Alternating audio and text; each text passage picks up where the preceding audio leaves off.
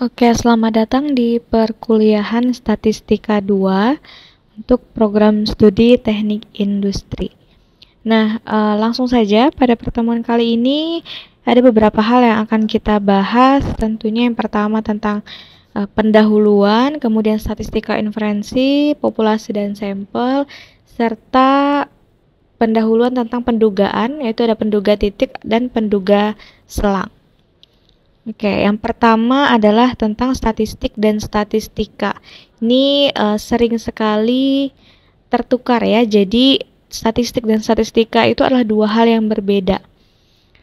Statistik itu apa?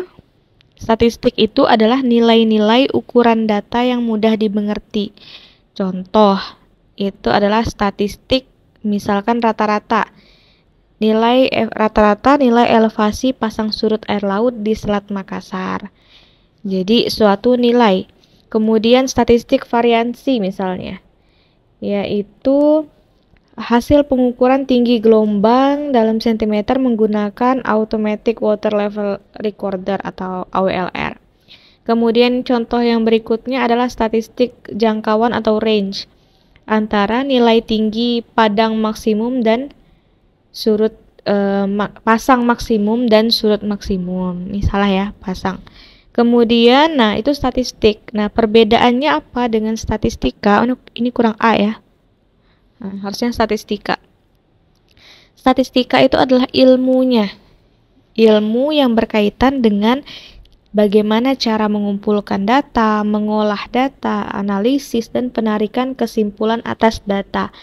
Jadi kalau statistik itu adalah suatu nilai-nilai dari ukuran data, bisa rata-rata, bisa variansi, bisa juga range, dan banyak lagi yang lainnya.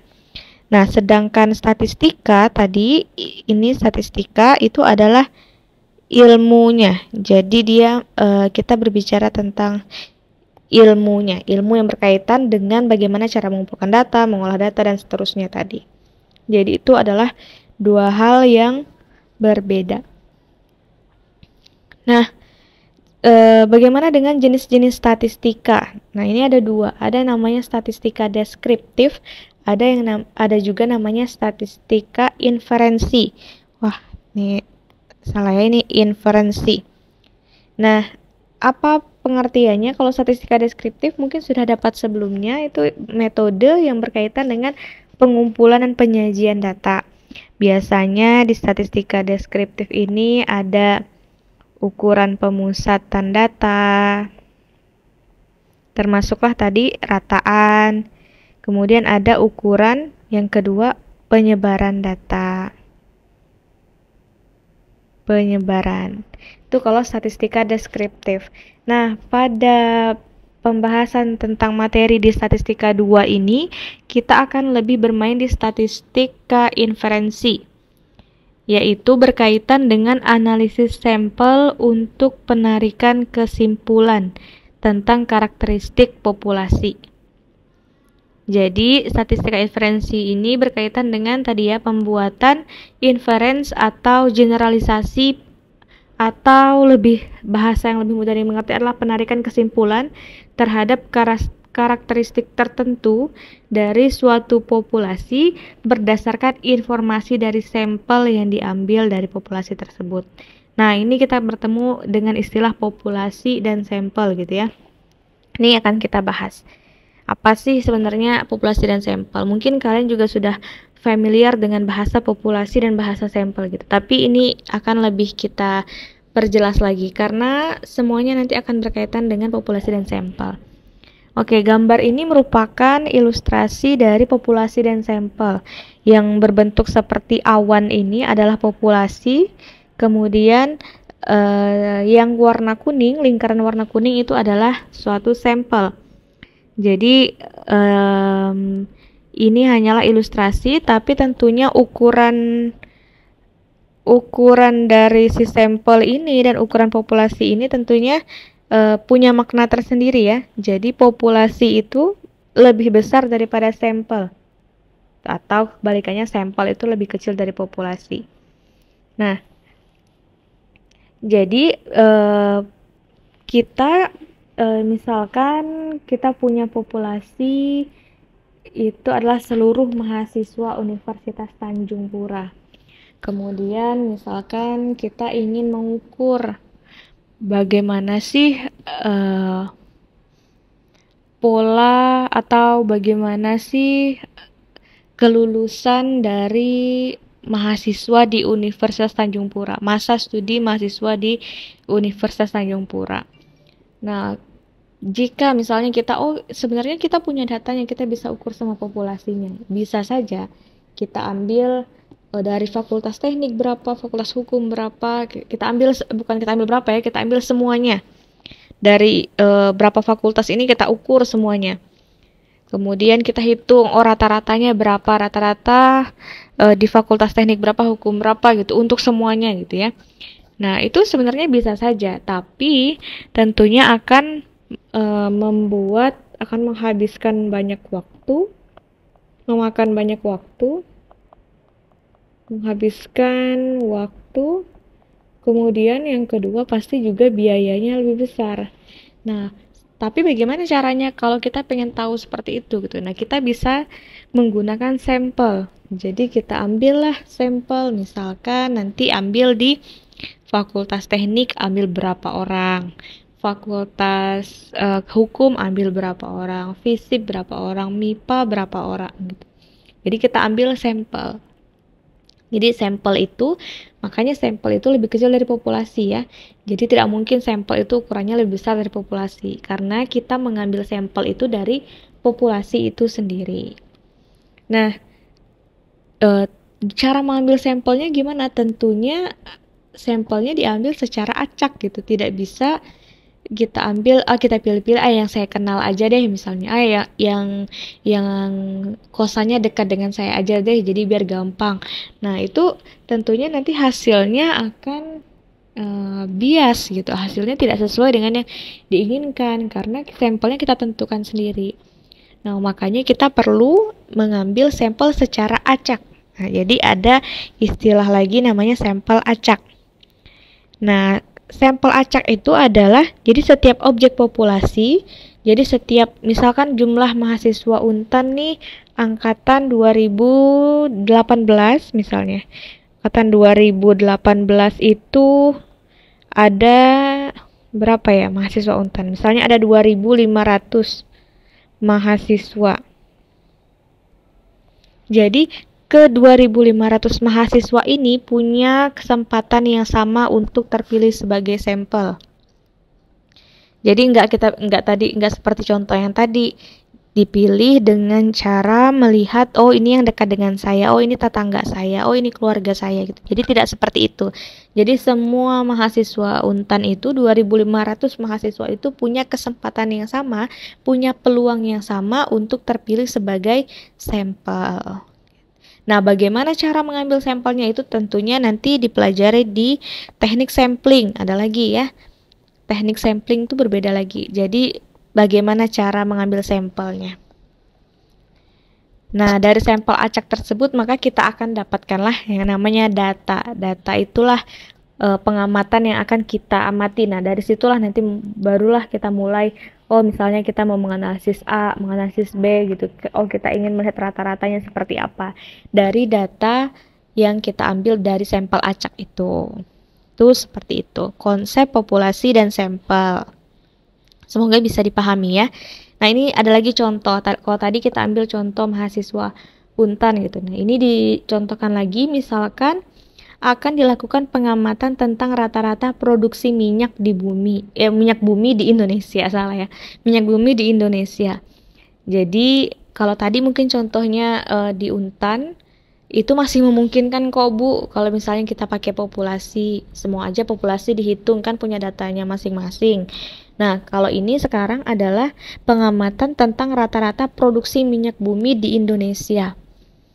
Nah, jadi populasinya apa? Populasinya adalah seluruh titik di wilayah Indonesia. Bayangkan wilayah Indonesia seperti apa, populasinya adalah seluruh titik di wilayah Indonesia. Nah, kemudian sampelnya seperti apa? Nah, sampelnya ya kita bisa ambil, contohnya kita ambil aja setiap provinsi, kita ambil beberapa titik pengamatan saja gitu. Nah, Jadi kita tidak perlu nih mengukur produksi minyak bumi di titik 1, di titik 2. Ada bayangan ada berapa titik di wilayah Indonesia. Nah, jadi kita ambil sampelnya. Kenapa? Nah, ini ada dituliskannya, kendala jika menggunakan populasi adalah tentunya yang pertama sangat banyak, kedua menghabiskan waktu, yang ketiga menghabiskan biaya. Jadi mindsetnya jangan berpikir bahwa semakin banyak itu semakin bagus gitu ya, tapi harus dipertimbangkan juga faktor-faktor lainnya. Apakah semakin banyak itu waktunya semakin lama atau semakin sebentar, biayanya semakin besar atau semakin kecil gitu. Nah, itu harus dipertimbangkan. Jadi harus dipilih mana yang optimal. Nah, salah satunya adalah dengan menggunakan sampel. Sehingga nanti sampel itu diharapkan dapat mewakili si populasi. Ya, jadi diharapkan titik-titik yang diambil ini dapat mewakili titik-titik di seluruh wilayah Indonesia. Begitu juga dengan contoh yang sebelumnya. Dari mahasiswa, misalnya 2.500 kita ambil aja 1.500 misalnya. Ini contoh saja ya. Kita belum masuk ke berapa sampel yang harus berapa persen sampel dari populasi yang cukup gitu. Misalkan 1.500 mahasiswa ini diharapkan dapat mewakili seluruh mahasiswa Untan yang ada 2.500. Gitu. Jadi itulah penarikan sampel. Harapannya adalah tujuannya adalah supaya dapat mewakili populasi tersebut. Oke ya. Nah, itu tentang sedikit berbicara tentang populasi dan sampel. Nah, sekarang kita masuk ke metode pendugaan. Ini metode pendugaan bermacam-macam ya. Ada yang bilangnya metode pendugaan, ada yang namanya metode penaksiran. Ya, nanti kalau pendugaan adanya dugaan gitu jadinya. Ini adanya taksiran. Ini sebenarnya istilah yang sama. Jadi beberapa referensi ada yang pendugaan, ada yang penaksiran. Nah, sesuai dengan namanya, pendugaan terhadap suatu parameter populasi itu pasti bertujuan untuk menentukan nilai dugaan atau nilai pendekatan bagi parameter populasi tersebut dengan menggunakan sampel. Ya, tadi ya. Jadi, kita punya populasi, ada parameter populasi, ada parameter sampel. Nah, jadi tujuannya adalah untuk menentukan nilai dugaan bagi parameter populasi ini dengan menggunakan statistik sampel gitu. Jadi harapannya tadi kita ambil di sini tapi mewakili semuanya gitu. Seperti itu. Nah, ada dua caranya, ada pendugaan titik dan ada pendugaan selang. Pendugaan titik itu point estimate, ya bahasa Inggrisnya, pendugaan selang adalah interval estimate. Secara gampangnya, contohnya kita ambil ya pendugaan titik. Jadi nilainya kita harus tahu dulu pendugaan titik itu apa. Nilainya tunggal dari suatu parameter melalui pendekatan metode tertentu. Ada beberapa metode pendekatan. Contoh, misalkan seorang mahasiswa mengulang mata kuliah statistika 2. Nah, ketika di awal perkuliahan memiliki target nilai lulus mata kuliah statistika 2 adalah B. Maka pendugaannya, harapannya, taksirannya gitu tadi ya adalah nilai B itu poinnya kan 3. Jadi pas sama dengan 3, tepat, tunggal sama dengan 3, tepat 1 gitu. Sedangkan kalau pendugaan selang, jadi nilai sesungguhnya dari suatu parameter berada dalam selang tertentu. Selang tertentu tahu ya, atau interval. Contoh, seiring berjalannya waktu, masih dengan contoh yang sama, ternyata mahasiswa tersebut mengubah. Jadi yang awalnya dia bilang nilai B sama dengan 3 diubah. Jadi nilai lulus mata kuliah statistika 2 adalah ya udahlah minimal B. Bukan ya udahlah ya. Pokoknya harus dapat minimal B.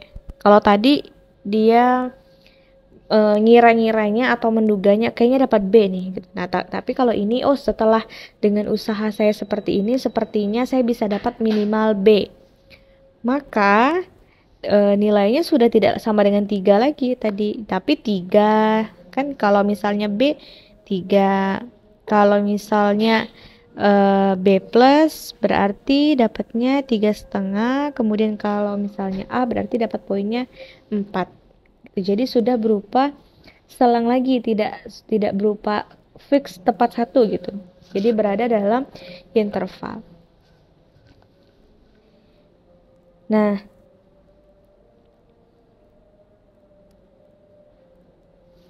jadi sebenarnya konsepnya dalam melakukan pendugaan, pada umumnya kita hanya mengambil satu sampel dari sekian banyak kemungkinan sampel. Dan nilai dugaan bagi parameter populasi semata-mata dihitung berdasarkan sampel terambil tersebut. Jadi konsepnya sama ya dalam pendugaan tadi, populasi dan sampel. Jadi seolah-olah kita itu hanya ambil satu sampel dari sekian banyak sampel, dan nilai dugaan bagi parameter populasi semata-mata dihitung dari berdasarkan sampel yang kita ambil tadi gitu. Sehingga akibatnya apa? Kekurangannya apa? Kekurangannya adalah mungkin saja ada kesalahan dalam pengambilan sampel. Jadi sangat mungkin terjadi ternyata sampel yang kita ambil tuh tidak tepat. Ternyata sampel yang kita ambil malah yang pencilannya misalnya. Oh, kita mau ngukur IPK misalnya, ternyata yang sampel yang kita ambil tuh IPK yang jelek-jelek semua gitu. Atau ternyata yang kita ambil IPK-nya yang bagus-bagus semua, tinggi-tinggi semua, yang cum laude semua gitu, sehingga nanti akibatnya apa? Hasilnya tidak sesuai dengan yang sebenarnya yang di populasinya gitu, padahal nggak juga jelek semua kok, ada yang bagusnya, atau nggak juga bagus semua, ada yang jelek-jeleknya juga gitu. Jadi kekurangannya tentunya adalah ya mungkin saja ada kesalahan dalam pengambilan sampel tersebut gitu. Nah, sehingga kesalahan dalam melakukan pendugaan itu akan sangat mungkin terjadi.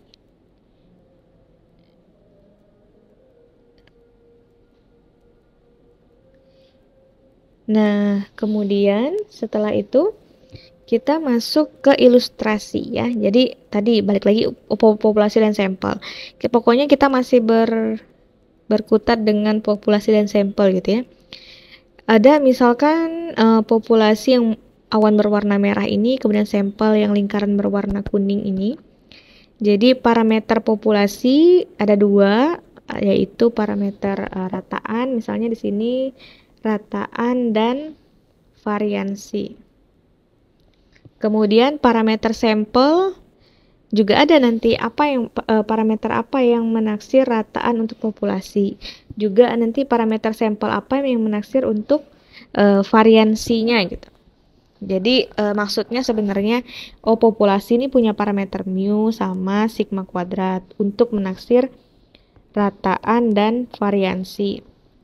Nah, tadi kan kita mengambil sampel dari populasi tersebut. Nanti di sampel ini juga ada parameternya. Nah, apa parameter yang menaksir rataan populasi?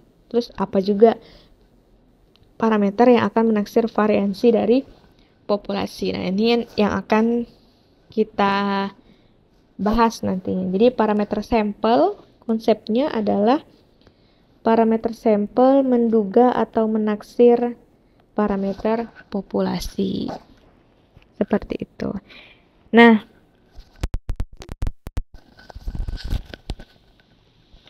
jadi tadi ada dua penduga tadi, penduga titik dan penduga selang. Yang pertama kita bahas dulu penduga titik. Nah, statistik yang digunakan untuk mendapatkan dugaan titik disebut sebagai penduga atau fungsi keputusan. Nah, ini jawaban dari yang tadi ya, tanda tanya di slide sebelumnya, tanda tanya ini. Ternyata yang menaksir parameter populasi untuk menaksir rataan untuk parameter populasi itu adalah X bar. Jadi si X bar yang menaksir rataan populasi. Ini X bar. Kemudian kalau variansinya S kuadrat. Ingat ya, ini punyanya populasi. Nih punyanya populasi. Kemudian kalau ini punyanya sampel. Nah, pertanyaannya, apakah si X bar dan S kuadrat ini penduga yang baik dan efisien atau tidak terhadap mu dan sigma kuadrat? Jadi kan harapannya dia mendekati, harapannya dia mewakili. Jadi penduga sampel ini harapnya mewakili populasi. Nah, gimana caranya kita tahu dia penduga yang baik atau enggak? Dia efisien atau tidak? Nah, sebenarnya ada definisinya ya. Jadi penduga tak bias dan paling efisien. Maksudnya apa tak bias? Jadi misalkan kita punya statistik theta topi, itu dikatakan penaksir tak bias bagi parameter theta jika mu tadi kan parameter populasi rataannya, sama dengan ekspektasi dari theta topi sama dengan theta. Oke, jadi sebenarnya simpelnya maksud dari persamaan ini adalah apa yang kita harapkan, apa yang kita ekspektasikan. Ekspektasikan konsepnya adalah harapan ya, nilai harapan. Jadi apa yang kita harapkan, apa yang kita harapkan nih si theta ini yang akan kita duga itu sama dengan yang terjadi, sama dengan kenyataannya gitu. Sama dengan yang populasinya gitu. Jadi harapannya ekspektasi si X bar tadi itu sama dengan mu gitu. Nah, secara kalimatnya adalah apa yang kita harapkan sama dengan apa yang terjadi. Jadi apa yang kita ekspektasikan, ekspektasi kita itu sama dengan realita yang terjadi. Nah, itu bahasa dari atau kalimat dari rumus matematika ini. Nah, itu untuk penaksir tak bias. Nah, sekarang efisien atau tidak? Nah, dari semua penaksir tak bias theta yang mungkin dibuat, jadi misalkan ada theta 1, theta 2. Nah, penaksir yang memberikan variansi terkecil lah yang disebut penaksir paling efisien. Misalkan nih ada dua nih, theta 1, theta 2. Theta 1, theta 2 yang bagus gitu. Yang bagus ya ada yang punya variansi paling kecil. Berarti dalam hal ini adalah sigma kuadrat theta topi 1. Seperti itu. Kalau dia memenuhi dua keadaan ini, maka ya sudah, dia adalah penaksir yang baik dan paling efisien, atau penaksir tak bias dan paling efisien. Nah, ini adalah contohnya ya, contoh penaksir tak bias untuk mu dan sigma kuadrat. Misalkan suatu peubah acak X, jadi kita punya peubah acak, distribusinya normal dengan rataan mu dan variansi sigma kuadrat. Maka rata-rata X bar, jadi X bar itu kan tadi penduga untuk parameter populasi, rataan parameter populasi mu ya. Jadi X bar itu rumusnya 1/n sigma xi. Nah, kemudian kalau variansi sigma kuadrat, variansi sigma kuadrat itu ditaksir oleh S kuadrat. Oh, ini ya. Ini keliru, ini rata-rata mu, rata-rata populasinya, ini variansi sigma kuadrat. Jadi variansi populasi sigma kuadrat tadi ditaksir oleh S kuadrat atau diduga oleh X kuadrat. S kuadrat itu 1/n-1 sigma xi min X bar kuadrat dikuadratkan. Seperti itu. Nah, benar untuk membuktikan emang benar kalau misalnya X bar ini adalah penaksir yang tak bias untuk si mu. Memang benar S kuadrat ini penaksir tak bias untuk sigma kuadrat. Ya, caranya adalah dengan menunjukkan bahwa ekspektasi dari X bar, ekspektasi dari ini X bar ini sama dengan mu, dan ekspektasi dari S kuadrat sama dengan sigma kuadrat. Ini semua berdasarkan tadi definisi yang ini ya.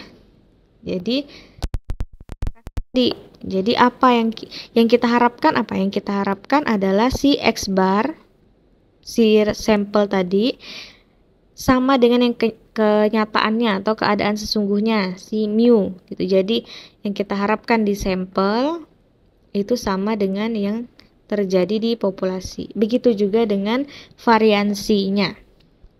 Oke, semoga bisa dipahami ya. Tertutup. Nah, selanjutnya kita bahas tentang penduga selang. Ini kita baru masuk di awal-awalnya saja ya. Kita belum masuk ke lebih rincinya lagi. Oke, nah, sebentar.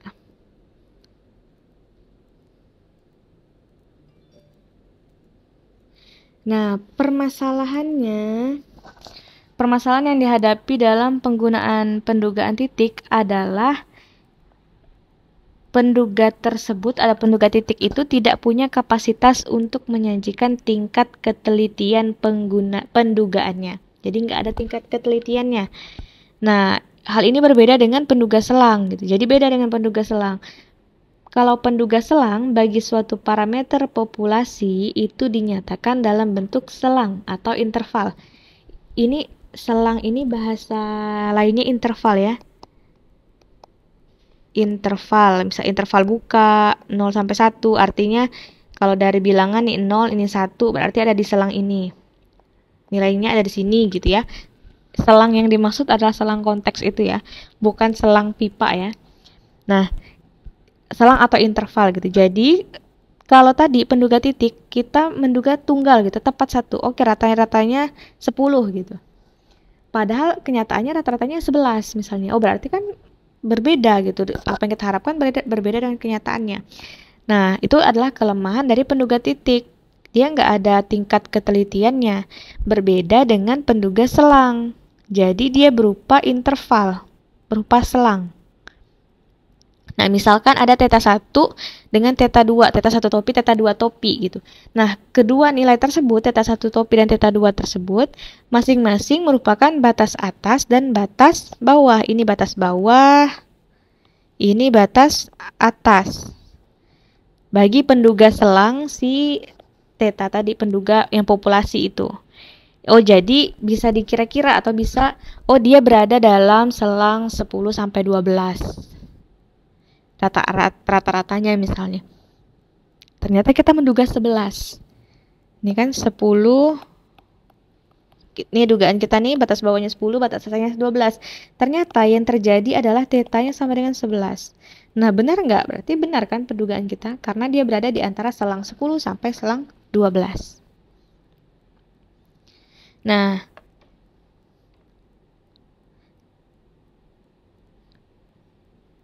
jadi kalau perbedaan sampel itu nanti akan menghasilkan pendugaan titik yang berbeda gitu. Kalau misalnya kita gunakan pendugaan titik tadi, kalau kita ambil sampelnya adalah ambil mahasiswa hukum misalnya, NIM-nya dari NIM 1 sampai 10, mahasiswa teknik NIM 1 sampai 10, MIPA 1 sampai 10 dan seterusnya. Pokoknya kita ambil NIM awal aja 1 sampai 10 gitu. Maka kita duga nanti rata-rata kelulusannya adalah 4 tahun misalnya. Tapi ketika kita ubah sampelnya, nggak jadi deh 1 sampai 10, kita ambil aja NIM 40 sampai 50 gitu. Oh, ternyata berubah lagi nanti dugaannya gitu. Jadi salah satu dampak negatif lainnya penduga titik adalah seperti itu. Berubah sampel, dia berubah juga hasilnya. Nah, oleh karena itu dalam pendugaan selang juga akan menghasilkan hal yang sama gitu. Jadi berbeda juga nanti karena berbeda ukurannya gitu. Sehingga nanti makanya balik lagi ke bagaimana cara pemilihan sampelnya. Jadi sebenarnya balik lagi kalau dilihat dari yang penduga tak bias, kemudian efisien segala macamnya, sebenarnya balik lagi dengan ketepatan kita memilih sampel tadi. Apakah benar-benar sampel itu mewakili populasi yang kita punya atau tidak gitu. Sehingga tidak semua penduga selang juga akan mengandung nilai parameter populasi yang sebenarnya. Contoh tadi bisa aja ini contoh tadi ya dengan lama lulusnya misalnya 4 tahun, kemudian dengan 4,5 tahun. Kita ambil ya NIM 1 sampai 10 misalnya. 4 tahun sampai 4,5 tahun ternyata lulusnya. Ternyata setelah kita ubah NIM 40 sampai 50, ternyata nilai tetanya itu adalah 5 tahun. Atau 5,5 tahun ternyata. Nah, kan tidak berada dalam selang parameter populasinya. Gitu. Jadi itu juga mungkin terjadi. Sehingga kemungkinan untuk membuat kesalahan itu selalu ada, mau pendugaan apapun, mau penduga titik maupun penduga selang.